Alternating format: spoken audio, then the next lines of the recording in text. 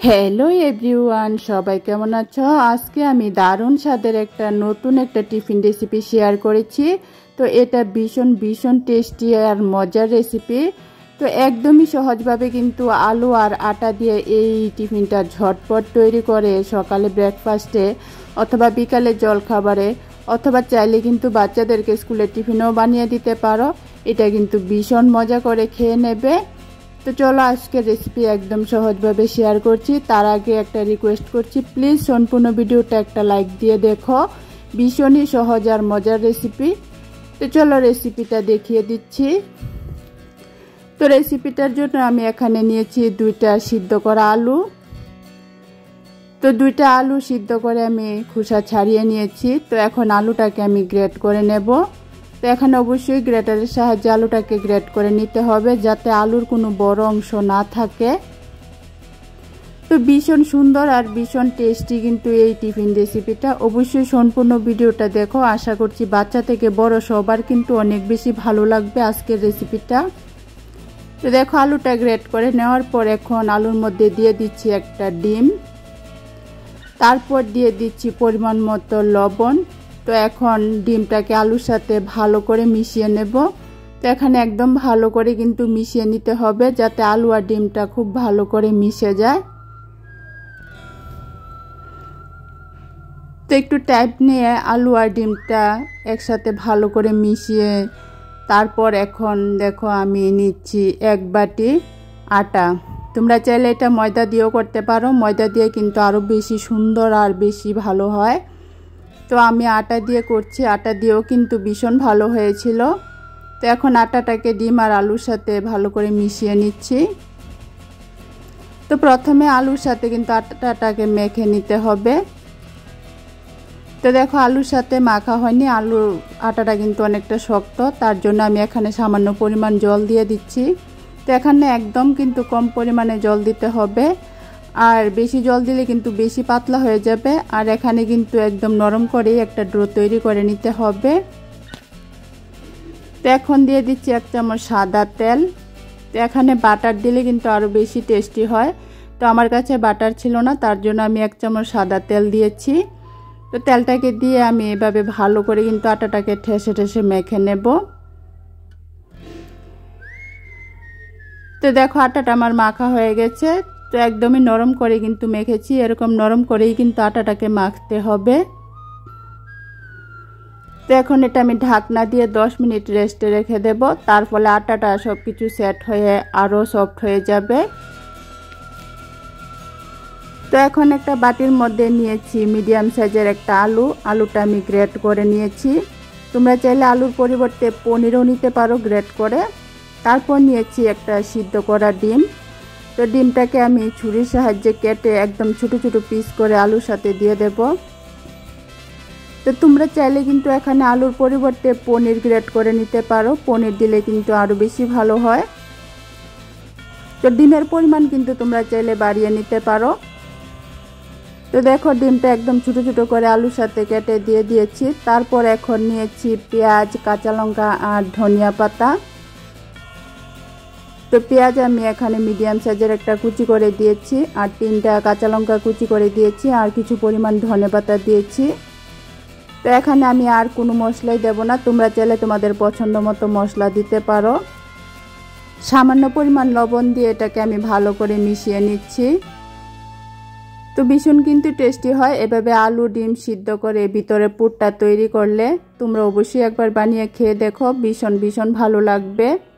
তো দেখো আলুর ডিমটাকে আমি সব কিছুর সাথে লবণ দিয়ে মেখে নিয়েছি, এটা আমার রেডি করা হয়ে গেছে। তো এদিকে রেস্টে রাখার ফলে আটাটাও কিন্তু আরও অনেক বেশি নরম হয়ে গেছে। তো এখন আর একটু আটা দিয়ে এই আটাটাকে আমি ভালো করে ঠেসে ঠেসে মেখে নেব আরও 1 মিনিটের মতো।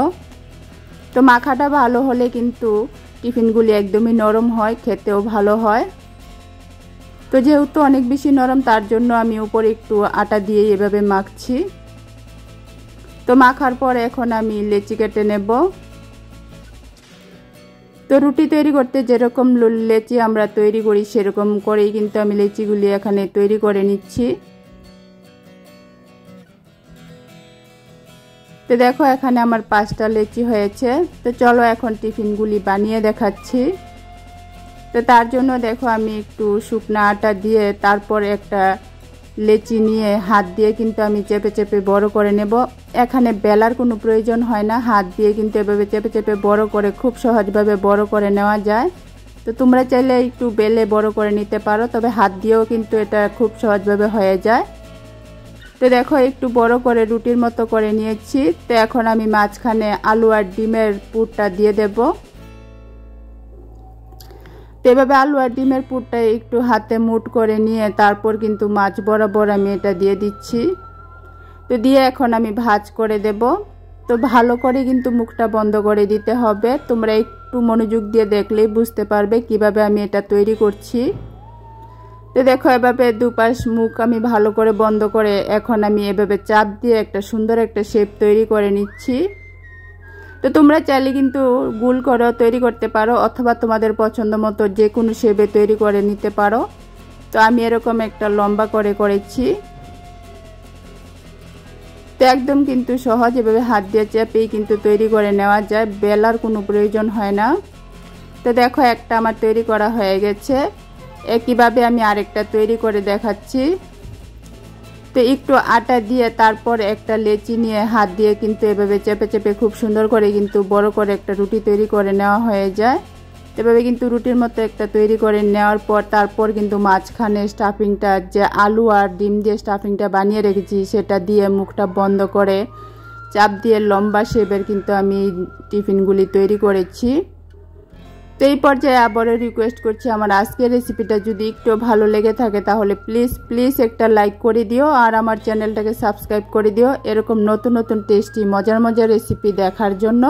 তো তোমরা কিন্তু অনেকেই ভিডিও দেখো কিন্তু লাইক দিতে এত বেশি কঞ্জুসি করো, কেউ লাইকই দাও না। লাইক দিলে কিন্তু ভিডিও বানাতে আরও বেশি ভালো লাগে। তো দেখো এভাবে কিন্তু আমি এখানে 5টা তৈরি করে নিয়েছি। তো এখন এগুলিকে ভেজে নেব। তার জন্য গ্যাসের চুলায় কড়াই বসিয়ে আমি আধা কাপের মতো তেল দিয়ে দিচ্ছি। তো এখানে আমি সাদা তেল দিয়েছি। তো তেলও কিন্তু বেশি প্রয়োজন হয় না, একদম ডুবো তেলে কিন্তু এগুলি ভাজতে হয় না। তো অল্প পরিমাণ তেলের মধ্যেই কিন্তু এগুলিকে ভেজে নেওয়া যায় খুব সুন্দর করে। তো তেলটা ভালো করে গরম হয়ে যাওয়ার পর এখন আমি একটা একটা করে টিফিনগুলি দিয়ে দিচ্ছি। তো দেওয়ার পর মিডিয়াম আঁচে 2 মিনিট হয়ে যাওয়ার পর আমি উল্টে দিচ্ছি।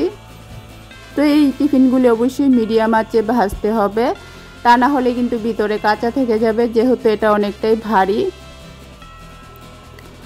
তো এভাবে উলট পালট করে 4-5 মিনিট আমি একটু লাল করে ভেজে নেব। তো যখনই একটু লাল হয়ে যাবে তখনই কিন্তু আমি নামিয়ে নেব।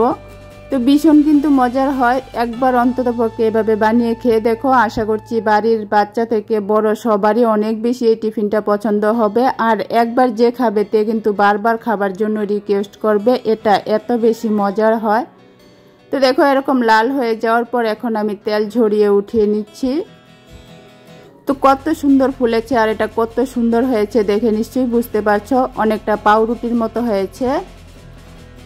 তো বাকি যে 2টা ছিল সেগুলিও আমি তেলের মধ্যে দিয়ে দিলাম। একইভাবে আমি উলট পালট করে একটু লাল করে ভেজে নেব। তো দেখো এখানে আমি সবগুলি ভেজে নিয়েছি। তো একদম সহজভাবে কিন্তু এগুলি তৈরি করে নেওয়া যায়। এটি দেখতে যেমন সুন্দর, খেতেও কিন্তু দুর্দান্ত টেস্টি হয়। তো আশা করছি আমার আজকের এই ছোট সহজ রেসিপিটা ভালো লেগেছে। ভালো লেগে থাকলে অবশ্যই লাইক কমেন্ট শেয়ার করো আর আমার চ্যানেলটাকে সাবস্ক্রাইব করে দিও। আবারও আরেকটা রেসিপি নিয়ে আসবো। আজকের জন্য টাটা।